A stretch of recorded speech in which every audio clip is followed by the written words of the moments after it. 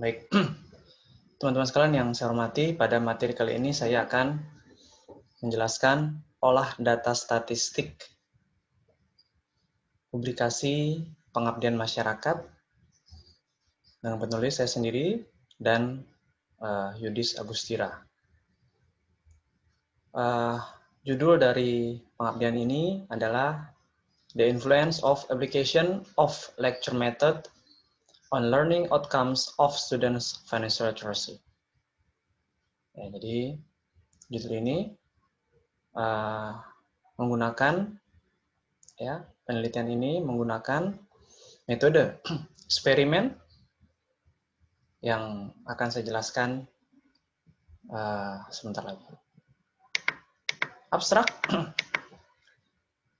Abstrak dari penelitian ini adalah sebagai berikut ya. The importance of financial literacy knowledge for elementary school children is need. Nah, jadi saya mencoba untuk memberikan pengetahuan ya literasi keuangan pada anak sekolah dasar. Saya mengajarkan literasi keuangan pada anak sekolah dasar dengan metode ceramah. Oke. Lecture method dengan metode ceramah secara langsung ya. Tanpa ada teknologi. Jadi menjelaskan secara langsung ya. Directly explanation in front of the student. Menggunakan partisipan yang sama. Ya, jadi olah data statistiknya adalah sebelum penyampaian materi, saya kirimkan pertanyaan ya. Total ada sekitar 10 pertanyaan. Kemudian partisipan menjawab.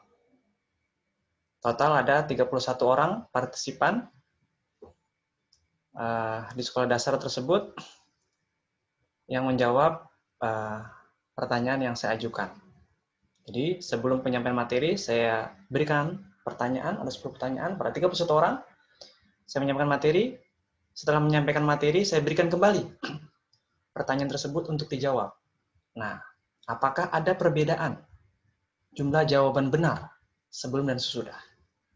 Apabila ada perbedaan, maka penyampaian materi yang saya sampaikan itu dapat diterima dengan baik oleh seluruh siswa.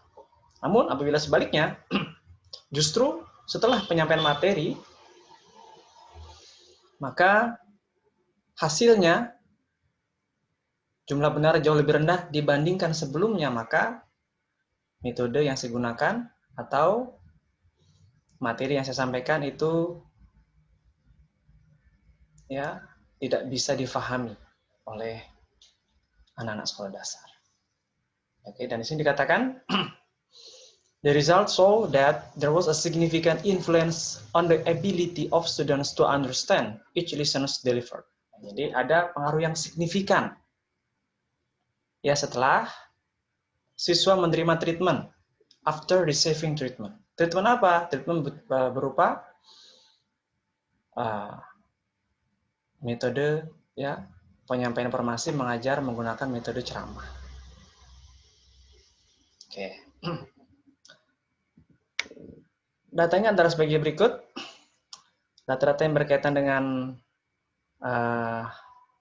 olah data statistik ya. Ini kategorinya kategori statistik dari partisipan. Kemudian ini uji normalitas, saya tidak akan terangkan, saya langsung masuk kepada uji data statistik ya. Olah data statistik before and after ya, before partisipan 1 hingga partisipan 31. Oke. Jumlah soal ada 10. Oke.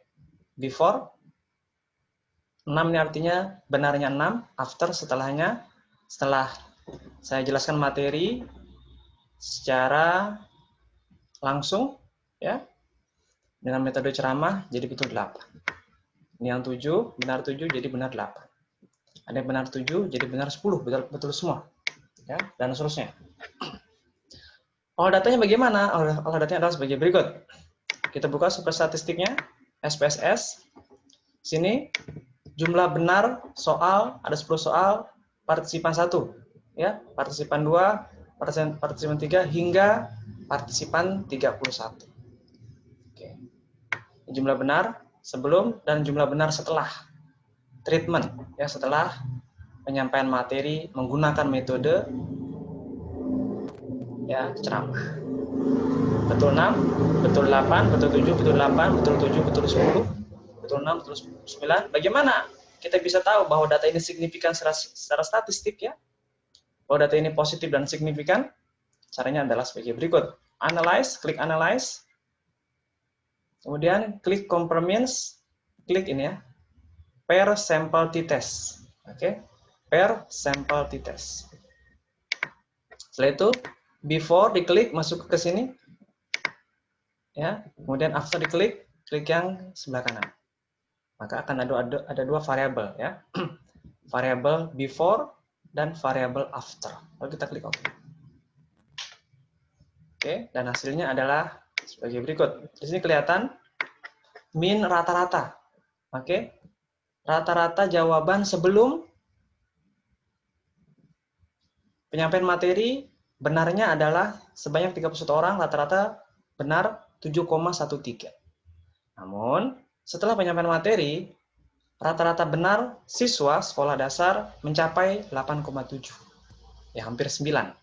Ya. Katakanlah di sini salah 3, di sini salah 1. Nah, ya, 7,1 rata-rata jawaban benar. Setelah penyampaian materi menggunakan metode ceramah, maka rata-ratanya naik menjadi 8,71. Jadi ini dampaknya positif, ya. Lalu apakah signifikan atau tidak secara statistik? Lihat dari sini. Ya. Lihat dari seek to tell. Seek to tell-nya kurang dari 1%. Kurang dari 0,01. Sehingga dengan ini dinyatakan bahwa metode ceramah sangat berpengaruh. Ya, metode ceramah berpengaruh positif dan signifikan untuk meningkatkan literasi keuangan siswa. Terlihat meningkat rata-ratanya, ya. Dan peningkatan ini dinyatakan signifikan secara statistik. Dilihat dari tabel per sampel test. Oke, per sampel test di mana seek to tell mencantumkan angka 0,000 yang berarti kurang dari 1% atau kurang dari 0,01. Nah, jadi sini dinyatakan secara statistik bahwa